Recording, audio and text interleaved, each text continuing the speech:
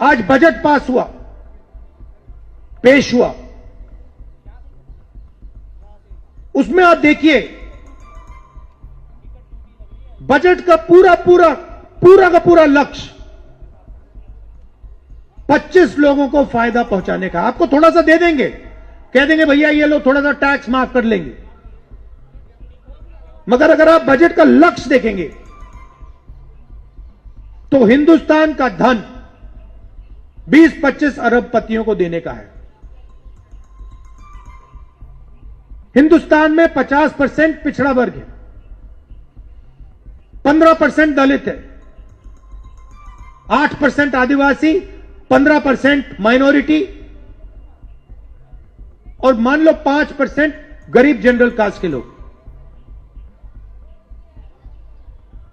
Private अस्पतालों के मालिक देखो, प्राइवेट कॉलेजेस यूनिवर्सिटीज के मालिक देखो, बड़ी बड़ी कंपनियों के मालिक देखो, बड़े बड़े जजेस की लिस्ट निकालो और मुझे दिखा दो पिछड़े वर्ग के कौन है, दलित कौन है, आदिवासी माइनॉरिटीज के कौन है, गरीब जनरल कास्ट के कितने हैं।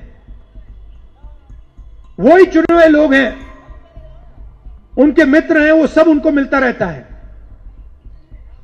90 लोग बजट बनाते हैं, जो आपका पैसा बंटता है, आज बटा है, 90 लोगों ने निर्णय लिया है। पिछले साल मैंने उनकी लिस्ट निकाली, मैंने क्या पता लगाता हूं ये है कौन। 50% पिछड़े वर्ग की आबादी है, 90 में से 3 पिछड़े वर्ग के लोग हैं, अफसर हैं, छोटे छोटे डिपार्टमेंट पकड़ा रखे हैं। अगर बजट में 100 रुपए बंटते हैं तो पिछड़े वर्ग के अफसर 5 रुपए का निर्णय लेते हैं। यहां पे मेरे दलित भाई बहन हैं, आपके बारे में बहुत बात होती है। आपके 90 में से 3 अफसर हैं, छोटे छोटे डिपार्टमेंट दे रखे हैं, पीछे बैठा रखा है। अगर कुछ उल्टा सीधा बोलते हैं, एसीआर में करियर खत्म करा जाता है। अगर 100 रुपए बजट में बंटते हैं, दलितों की आबादी 15% है, अगर 100 रुपए बंटते हैं तो 1 रुपया का निर्णय दलित अफसर लेते हैं। आदिवासी 8% हैं, 100 रुपए में से 10 पैसे का निर्णय वो लेते हैं। तो सब मिलाकर दलित, आदिवासी, पिछड़ा वर्ग, अगर आप सबको मिला लो, 100 रुपए में से 6 रुपए 10 पैसे का निर्णय आप लोग लेते हो और पैसा आप दे रहे हो। जीएसटी दे कौन रहा है? गरीब जनरल कास्ट के लोग, पिछड़ा वर्ग, दलित, आदिवासी, माइनॉरिटी, यही तो दे रहे। अदानी थोड़ी दे रहा है जीएसटी, अंबानी थोड़ी दे रहा है, आप लोग दे रहे हो। और फिर आप देखते हो कि भाई हमने जीएसटी दी, बजट में हमें पैसा नहीं मिला, बैंक से हम पैसा नहीं ले सकते, रोजगार नहीं मिलता, छोटे व्यापारियों को खत्म कर दिया, और फिर ध्यान भटकाने का काम शुरू हो जाता है। कभी अमिताभ बच्चन दिखाएंगे, डांस गाना दिखाएंगे, क्रिकेट दिखाएंगे।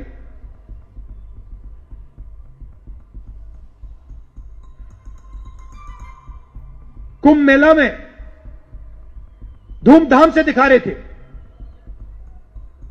वहां पे स्टैम्पीड हुआ, लोग मरे। आज तक देश को नहीं बता रहे यहां कितने लोग मरे हैं।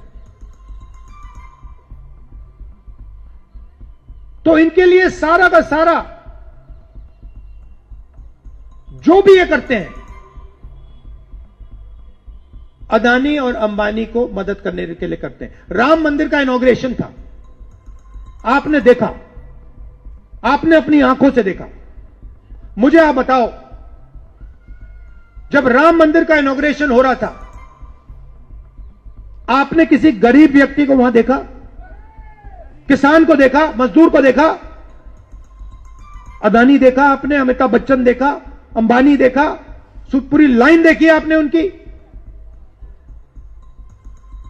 और फिर मोहन भगवत कहते हैं कि 15 अगस्त 1947 को हमें आजादी नहीं मिली, आजादी अब मिली है। मोहन भगवत का कहना है कि आजादी तो मोदी जी के आने के बाद मिली है। यह सीधा संविधान पर आक्रमण है।